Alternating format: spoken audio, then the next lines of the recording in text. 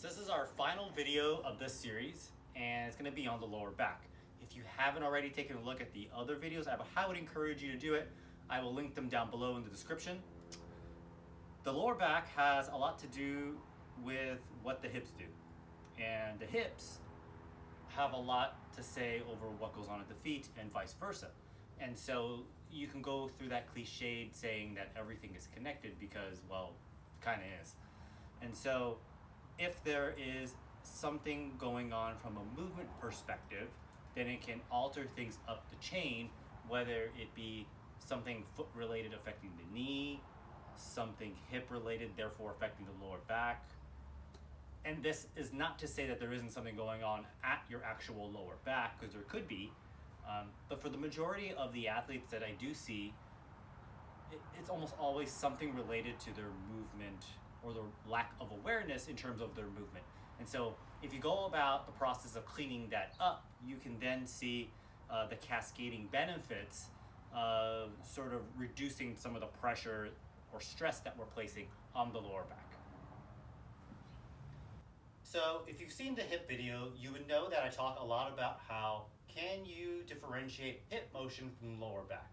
In general, the biggest thing that you're going to want to look at for a basketball player, or really any athlete that has sort of an explosive component, which is practically all sports, in particular in the kind of linear fashion, going straight ahead, getting to terminal hip extension here, it's kind of a big deal.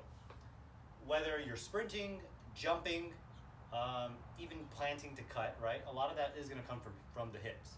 And so if you can't get to that finishing position of hip extension, then you're probably going to be using your lower back or hanging on and stressing the tissues out a little bit harder just so that you can get to that sort of feeling of getting to the end but not really getting there, right? And so often that kind of looks like you're getting here. Instead of finishing all the way like this, you're staying back a bit, and then you're just sort of extending through this lower portion of your back. And now I'm upright. I can even lock my knees out like here, but you can kind of see that there's a bit of like a sway back position where my butt is kind of back, right? And so you want to be able to actually push your butt forward, squeeze. I like to give the cue, crack a nut. So try to crack a nut between your glutes, and that's kind of a good cue in terms of trying to get to terminal hip extension. But beyond that is a hip car, or trying to assess, can your hip do all the things that a hip should be able to do? Flexion, extension, internal, external rotation, abduction, adduction.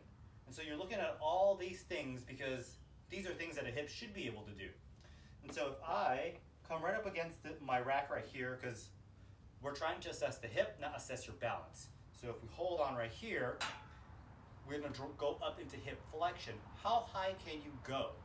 So if your hip flexion stops about here, but if you grab your knee, relax, and you can pull it all the way up to here, that tells you that there is a big gap in terms of your passive to active ratio in terms of hip flexion, which might be important if, let's say, you're doing a lot of bilateral deep squats, right? So the inability to get your leg all the way here means that as you're coming down in a squat, you're kind of leaving it to kind of gravity and some more passive restraints to kind of keep you in position.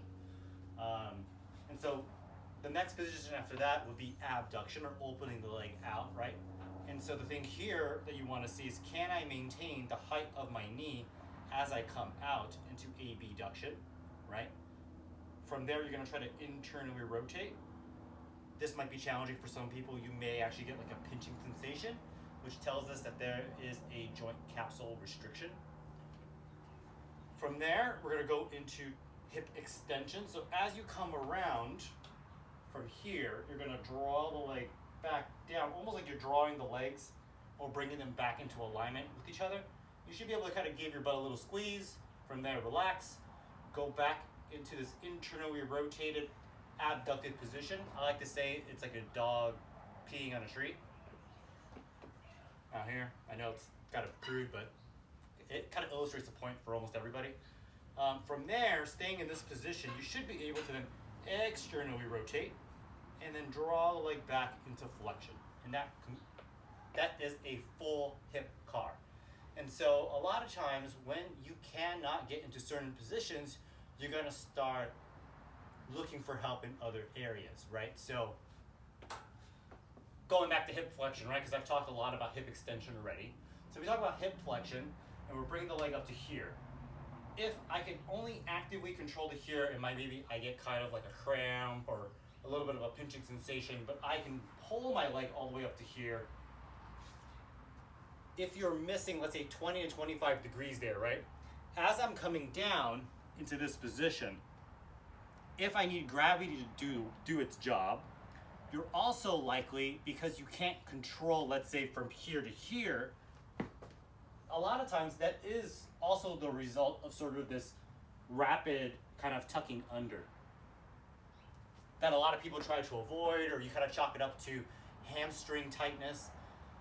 And it's not bad, but it's also, from like a more biomechanical standpoint, not the most efficient way that you want to do a squat.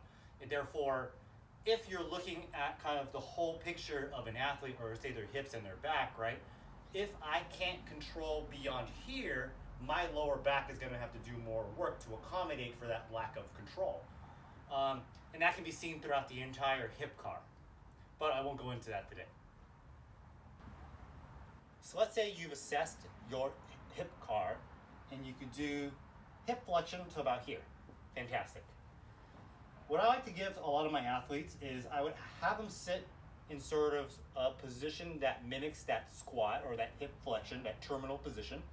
And I would ask them, can you squeeze your glute?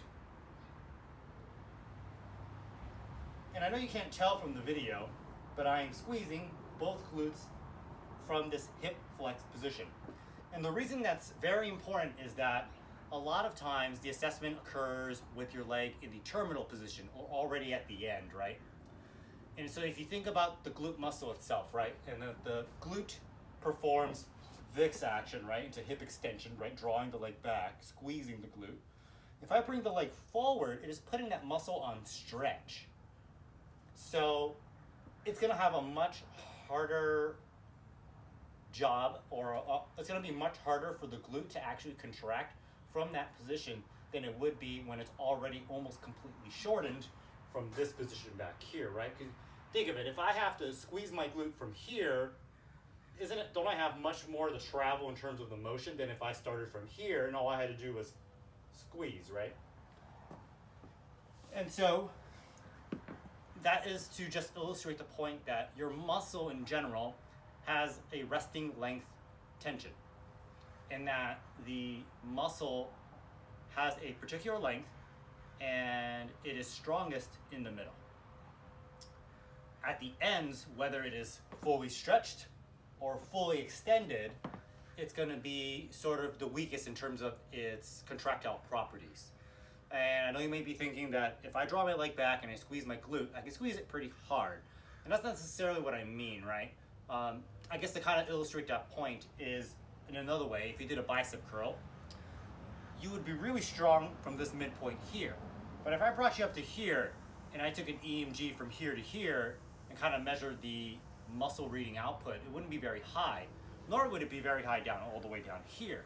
And most people can kind of intuitively figure this out. Like, once you get to a weight that's too heavy, I can't really curl it any further. But if I cheated and I brought it about here and I try to curl it, I could move the weight. Again, kind of bringing the back to that idea that there is a resting length tension of the muscle and it prefers to be in the middle, right? Because you're stronger here. And so you apply that same concept to the glute. It is pretty strong from about here to about here. It's going to have the highest amount of electrical output. But when you bring the leg into flexion, it's going to have trouble. And so this is something that I would work on with a lot of my athletes, not just the terminal position with your leg fully extended, but also with the leg flexed. So in working on that hip flexion, kind of getting that glute to engage, I'm going to do my left leg. So you can do this one at a time, still seated in that same position.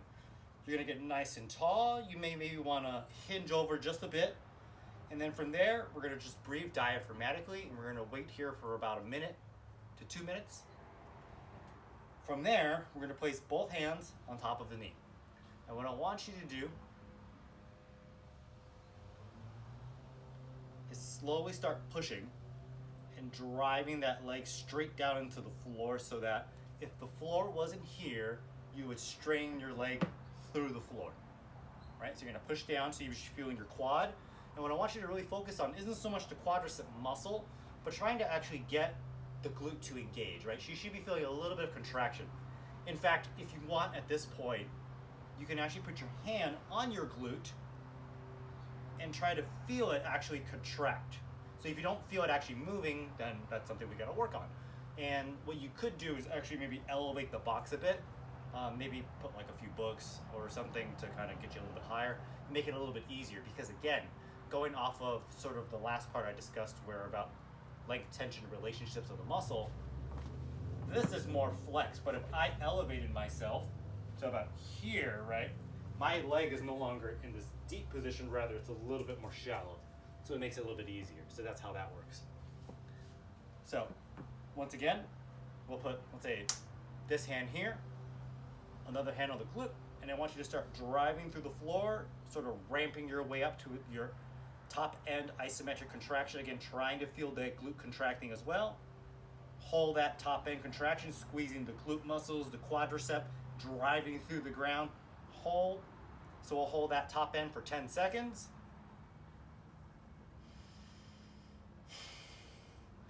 At the end of those 10 seconds, get your other hand, place it on top, try to not shift or change position, and then lift the knee up into your hand. And drive as hard as you can, holding that contraction. Hold it steady for about 10 seconds. Relax. And once everything kind of settles down, you can go again for set 2. And then one more time for set 3 for a full cycle. So that kind of concludes this entire series.